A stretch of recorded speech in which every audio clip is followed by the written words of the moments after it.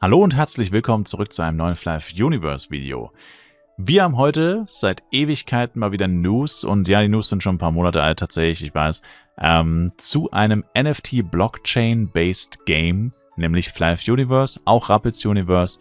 Und außerdem wollen wir uns angucken, wie haben der FEC 2025 und der FEC 2024, wenn man sie gegeneinander aufrechnet, tatsächlich performt. Welcher von beiden hat besser performt und mehr Geld für Gala eingenommen? Dafür gucken wir uns die beiden Geschäftsberichte an, die letzten beiden, die neuesten beiden. Der eine ist vom August 2025, der andere vom November 2025 und beinhalten Quartal 2 und Quartal 3. Quartal 2 ist 1. April bis 30. Juni und Quartal 3 ist 1. Juli bis 30. September. Jetzt sagt ihr natürlich, ja, aber der FEC geht ja bis Oktober. Ich weiß, aber erstens liegt dieser Geschäftsbericht für 2025 tatsächlich noch nicht vor und zweitens ist es ja nur ein ganz kleiner Teil, der im Oktober liegt. Also dieses Überlappen in ein drittes Quartal sozusagen. Und da das Ende des Servers ist, wo wahrscheinlich die wenigsten Leute jetzt rein wegen dem FEC nochmal wirklich extrem viel Geld ausgeben, soll das nicht so gewaltig ins Gewicht fallen. Deswegen, ja, schauen wir uns das jetzt hier so an mit diesen beiden oder mit diesen Datenquellen. Und ja, wichtig ist halt der Vergleich zu 2024. Netterweise macht Gala das aber sowieso, oder das ist generell Industriestandard eigentlich, die Zahlen immer vorzurechnen, Year over Year, oder die Vergleiche einfach anzustellen, hat man dann besser oder schlechter performt etc., was ja für Investoren vor allem auch nicht unwichtig ist. Wobei in Gala zu investieren fragwürdig ist, weil sie zahlen keine Dividende und der Aktienkurs ist basically tot. Da bewegt sich sehr wenig. Also ich glaube nicht, dass hier wirklich sehr viele Leute investieren, außer sie sind irgendwie affiliated mit Gala und genau das sind auch die Hauptaktionäre, Firmen, die irgendwas mit Gala oder Leute, die irgendwas mit Gala zu tun haben. Genau. Und auf jeden Fall sehen wir hier schon mal, aber das ist eigentlich der irrelevante Teil, ich würde eigentlich direkt hier runterspringen, HTML5. Hier sehen wir es nämlich aufgeschlüsselt, die Umsatzzahlen, und ja, das ist Umsatz, nicht Profit, von HTML5 Games. Wir sind jetzt hier im zweiten Quartal, das heißt quasi der Anfang des Servers. Und hier haben wir tatsächlich dieses Jahr HTML5, wie gesagt, ist Fly Universe, das ist das einzige HTML5 Game, das sie momentan anbieten. Sehen wir hier 371, und das sind immer Millionen Yen, japanische Yen, 371 Millionen, und letztes Jahr waren es tatsächlich nur 306 Millionen, also der Start des Servers. Wohl etwas besser performt. Aber genau da muss man auch wieder vorsichtig sein, weil der FEC letztes Jahr hat auch später angefangen. Ja, das heißt, deswegen wollen wir uns beide Quartale angucken und beides zusammenrechnen und dann gucken, wo da tatsächlich jetzt der große Gewinner hängt. Und genau das machen wir auch, bevor wir uns das mit dem NFT-Zeug angucken. Nämlich wir springen hier runter, das ist jetzt das dritte Quartal. Hier haben wir 330 Millionen Yen im Jahr 2025 und 379 Millionen Yen im Jahr 2024. Also das zweite Quartal war 2025 deutlich besser, aber FEC hat ja auch früher angefangen. Drittes Quartal war 2024 deutlich besser, aber FEC hat ja auch später angefangen. Ja, also da merkt ihr schon, das ist tatsächlich auch wirklich schwierig, das zu vergleichen. Außerdem legen wir natürlich auch überhaupt nicht die ganzen Detailzahlen vor, beziehungsweise wird es dann auch zu kleinteilig und ehrlich gesagt auch zu langweilig, sich das anzugucken. Ich habe einfach mal beides zusammengerechnet. Also quasi 330 Millionen und 371 Millionen Yen sind 701 Millionen Yen. Und dann haben wir auf der anderen Seite hier 306 Millionen und 379 Millionen und das sind 385 Millionen Yen. Das heißt, ja, tatsächlich der FEC oder die beiden Quartale, in denen der FEC jeweils am längsten liegt, oder der Großteil dieser beiden Quartale ist vom FEC geprägt, also das dritte Quartal komplett und das zweite zu einem Großteil, hat tatsächlich 2025 besser performt, aber wie gesagt, FEC hat früher angefangen. Darf man nicht ignorieren. Und wenn man das dann gegeneinander aufwiegt, also der Unterschied sind 16 Millionen Yen, wenn man dann noch bedenkt, dass der eine früher angefangen hat, kann man eigentlich fast sagen, fast kein Unterschied. TBH. Außerdem, wenn man vielleicht noch sowas wie Inflation oder so mit einrechnet, was nicht wirklich sehr viel Sinn ergibt, weil die Preise bei Gala ändern sich eigentlich nicht, vor allem nicht basierend auf Inflation. Aber ja, theoretisch ist das Geld ja immer weniger wert, also könnte man da auch noch ein bisschen was abziehen und dann kannst du eigentlich wirklich sagen, es ist basically gleich geblieben. Was aber mit dem spielertechnischen Hintergrund, was jetzt natürlich Investoren so nicht wissen, oder wahrscheinlich auch nicht so präsentiert bekommen, der FEC 2025 hatte ja basically, abgesehen von Level 165 und Kriton, nahezu den identischen Content wie 2024. Und wenn man das noch mit bedenkt, dass es eigentlich keinen neuen Content gab, den man grinden konnte, außer Kriton und den Herneos Dungeon und die Herneos Quest-Reihe, wenn man das noch bedenkt, ist es eigentlich erstaunlich, dass 2025 genauso gut, beziehungsweise sogar minimal besser performt hat, oder sagen wir einfach genauso gut, oder vielleicht sogar minimal schlechter, je nachdem, wie man es jetzt genau betrachtet. Aber es ist eigentlich erstaunlich, dass es so performt hat, obwohl, wie gesagt, kein neues Content-Update kam, oder zumindest kein großes und kein richtiger neuer Grind-Content, was ja das Wichtigste in Flive eigentlich ist. Deswegen kann man eigentlich sagen, war der FEC 2025 wirklich erstaunlich gut. Und ganz ehrlich, er hat sich auch ziemlich gut angefühlt. Also ich glaube auch wirklich, dass die Leute einfach tatsächlich weniger gecached haben, weil sie viele Leute das Zeug einfach schon hatten. Ja, also der Grund war nicht so krass da. Viele hatten schon Herdes-Waffen auf ihren Original-Servern. Viele hatten vielleicht sogar Lusakas oder Lusakas Crystal Gold-Waffen schon sogar von ihren Original-Servern. Dann war vielleicht auch der Grund gar nicht zu cashen so groß, oder es gab nicht so viel Not zu cashen. Und trotzdem solche Umsatzzahlen zu präsentieren, müsste man eigentlich darauf zurückführen können, dass tatsächlich mehr Leute gespielt haben. Aber diese Daten liegen natürlich nur Gala vor. Das ist jetzt reine Spekulation auf meiner Seite. Aber auf jeden Fall kann man sagen, die Ergebnisse sind recht identisch. Genau. Ja, dann würde ich sagen, springen wir direkt zu den Neuigkeiten. Aber das haben wir uns in einem anderen Video schon angeschaut. Nämlich hier Taiwan, Hongkong, Macau bekommen ein neues Flive PC. Flive Universe startet auch, wird jetzt glaube ich gar nicht wirklich erwähnt, aber Flive Universe startet auch mit dem China-Service oder soll starten mit dem China-Service. Dann haben wir Flive Reunite bzw. Reunion. Gala selbst ist sich nicht sicher, wie sie es nennen. Hier steht nämlich Reunite und hier steht Reunion, genau wie in einem anderen Dokument. Und dann kommen wir auch schon zu der Krypto-NFT-Blockchain-News, nämlich den NFT-Blockchain-Based Games, Flive Universe und Rapids, die in Development sind bei BPMG, und das ist die Firma, die wiederum dahinter steht, hinter der Kryptowährung G-Hub oder GemHub Token und der Kryptospieleseite GemPion. Vielleicht sagt euch das was, da habe ich auch schon viele Videos drüber gemacht. Wenn ihr mehr darüber wissen wollt, würde ich euch einfach empfehlen, diese Videos anzugucken. Einfach GemHub oder GemPion auf meinem YouTube-Kanal eingeben in der Suchleiste, dann findet ihr es eigentlich ohne große Probleme.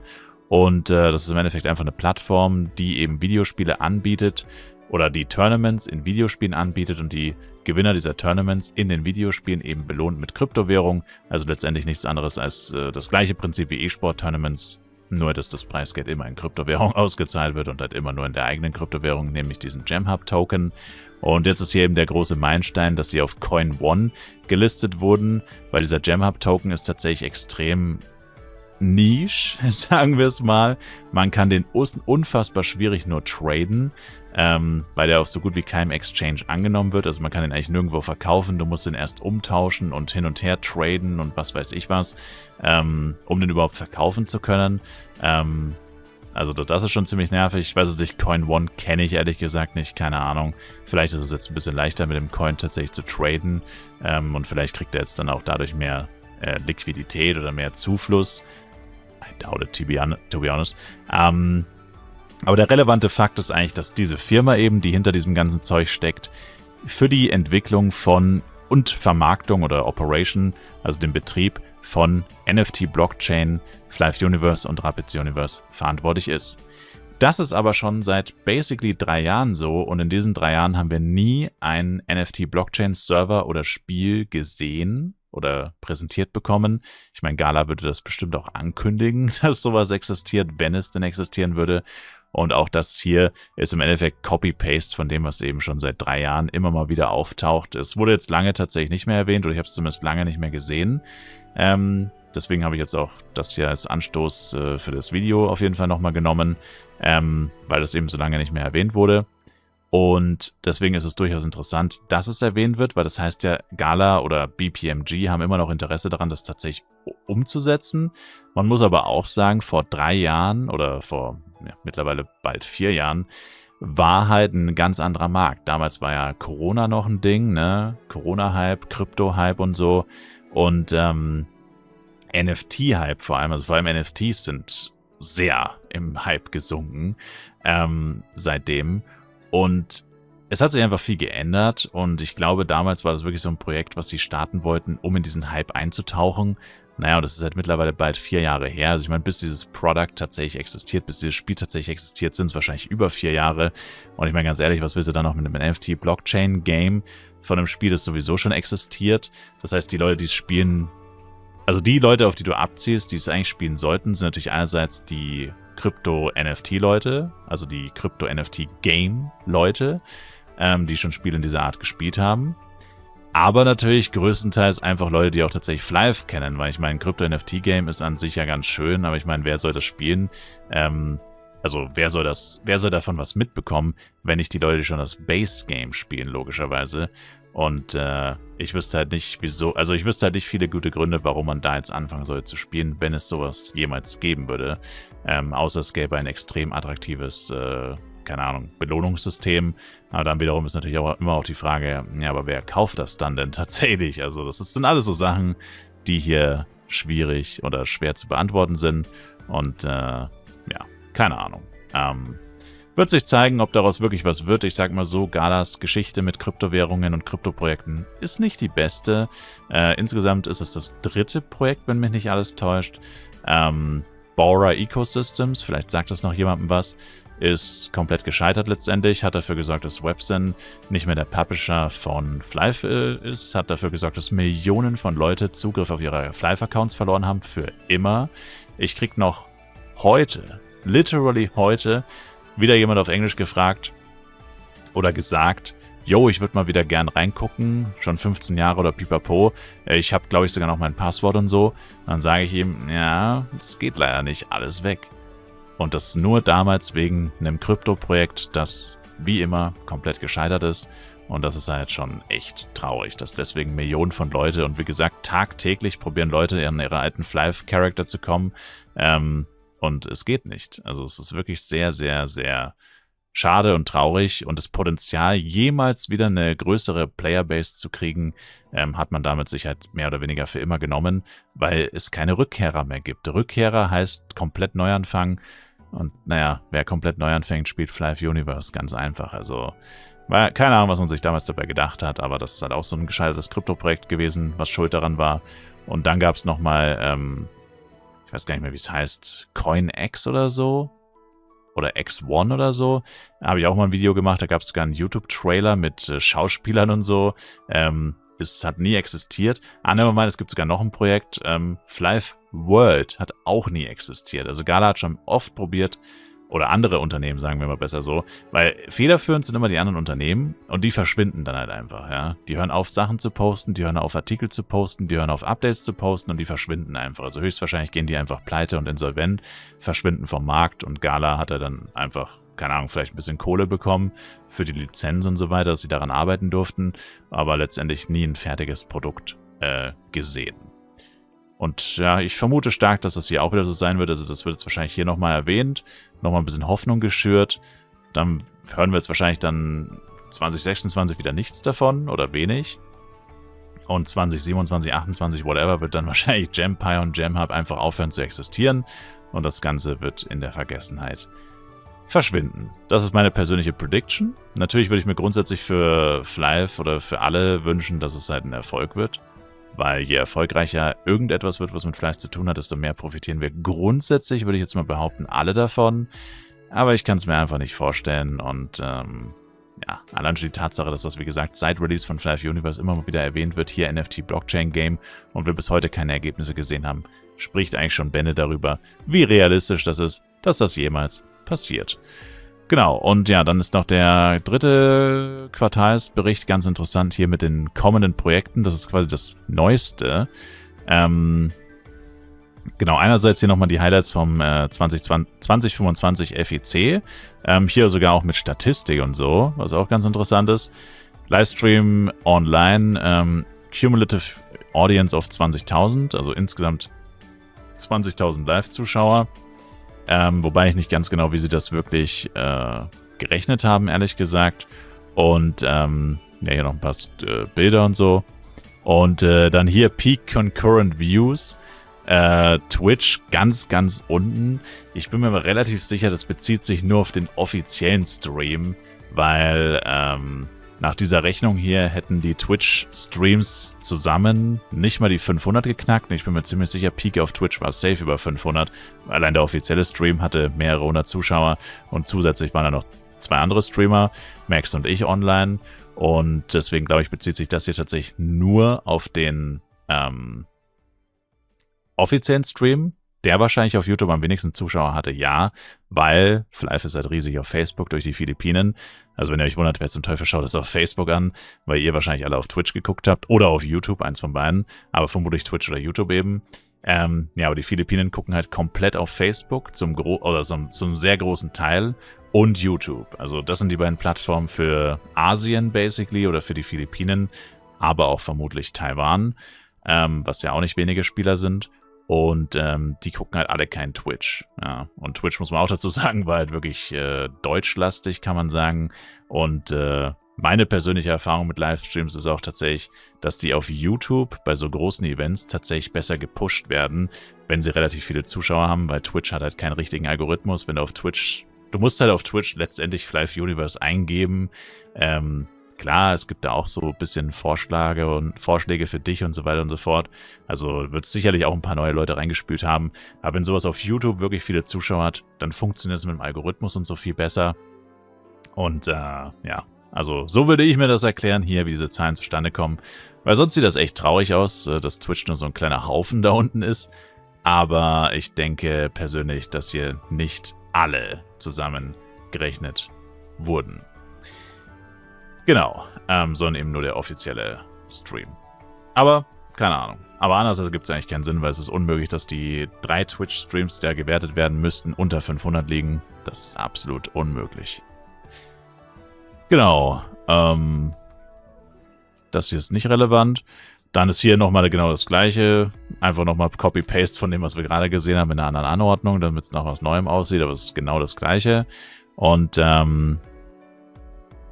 genau, hier haben wir einerseits das hier, fand ich ganz interessant. Flive Online und Rapids Online werden weiterhin ihren Service anbieten mit Erwartungen für Revenue Growth, also für eine Erhöhung der Einnahmen. Gehe ich aber stark davon aus, dass sich das vor allem darauf bezieht, dass andauernd neue Lizenzen verkauft werden und es halt neue Services starten in China, Hongkong, Macau, whatever, oder von einem chinesischen Publisher in Hongkong, Macau, etc. Ja, ganz ehrlich, das ist immer wieder das Gleiche. Game geht offline, neuer Publisher, Game geht wieder online, Gala kassiert Einnahmen durch die Lizenzen. Es ist das alte Spiel letztendlich. Genau. Dann haben wir hier noch FWC, Flive World Championship, Offline-Event ist held annually. Also auch hier wieder nochmal die Bestätigung, dass es nächstes Jahr safe auch wieder starten wird. Major Update for Flive Universe, gut, das haben wir jetzt tatsächlich schon erfahren. Das ist das, was wir bekommen haben. Und genau, First Quarter 2026, die chinesische Version von Flive Universe. Und dann gibt es noch ein neues HTML5-Projekt, Anipeng, aber das ist, genau, momentan noch nicht so relevant. Ja, und das war's eigentlich. Also ich fand es ganz interessant eigentlich. Und ich hoffe, ihr auch. Also das heißt, man kann sagen, FEC 2024, 2025 basically gleich geblieben. Twitch irrelevant, Kappa. Und ja, NFT-Business. Mal interessant, wie das weitergeht. Aber ich persönlich gehe davon aus, dass da ehrlich gesagt nichts passieren wird. Wir werden sehen. Es bleibt spannend mit Flive. Also sie haben tatsächlich echt viele Projekte am Start, wenn man bedenkt, dass man so wenige News und so bekommt. Ich finde es auch echt schade, dass die meisten News, die ja wirklich auch Flive-Spieler betreffen, überhaupt nicht geshared werden. Also wenn du nicht weißt, dass es diese Geschäftsberichte öffentlich gibt und man sie sich angucken kann, ist es schon insane, wie wenig wir davon wirklich mitbekommen. Klar, ob es jetzt in China, Hongkong, Taiwan, whatever, ob es da jetzt neue Flive-Versionen von irgendwas gibt und so. Klar ist das jetzt grundsätzlich für uns erstmal nicht so relevant, ja, weil ich meine, was machst du mit dieser Information? Du sagst, ja, okay, cool, interessant, klingt nice, aber letztendlich ändert das halt für dich nichts. Das ist mir schon klar. Aber zum Beispiel, dass ein neues Flive Mobile Game existiert, Flive Reunion oder Reunite, je nachdem, wie sie es nennen wollen, das ist eigentlich schon eine interessante Info. Und dass sie auch planen, das in Deutsch, Englisch und Französisch zu releasen, ist doch eine super Info fürs Franchise und für die Fans von dem Spiel. Und letztendlich die Spieler von dem Spiel sind ja nichts anderes als die Fans auch irgendwo. Und wir kriegen nichts davon mit. Also ich finde das Wahnsinn, ja. Also zumindest die Flive-relevanten News. Ich meine, klar, dass sie jetzt nicht irgendwie die Geschäftsberichte da in den Discord posten, sage ich auch gar nicht, dass sie das machen sollen. Aber du bekommst nichts davon mit. Also ich habe jetzt wirklich mal lange nicht mehr auf die Webseite geguckt. Und es sind tatsächlich doch einige Sachen, die echt interessant sind für Spieler. Und man hat nichts davon mitbekommen. Absolut gar nichts. Also ich finde das einfach nur Wahnsinn. Und traurig, ja. Also ich finde es halt einfach wichtig, das auch zu so kommunizieren. Weil man denkt sich so immer, was machen die eigentlich die ganze Zeit? Und eigentlich machen sie tatsächlich doch relativ viel. Also man kann immer mehr machen, keine Frage. Aber es ist doch mehr, als man denkt. Aber man bekommt es halt einfach nicht mit. Ich sage auf jeden Fall danke euch vielmals fürs Zuschauen. Ich hoffe, ihr fandet das Video interessant. Lasst mir gerne ein Like, Kommentar, ein Abo da. Frohes Neues 2026. Und wir sehen uns dann hoffentlich im nächsten Livestream oder Video. Twitch-Links wie immer in der Videobeschreibung. Haut rein, bis dahin und ciao, ciao.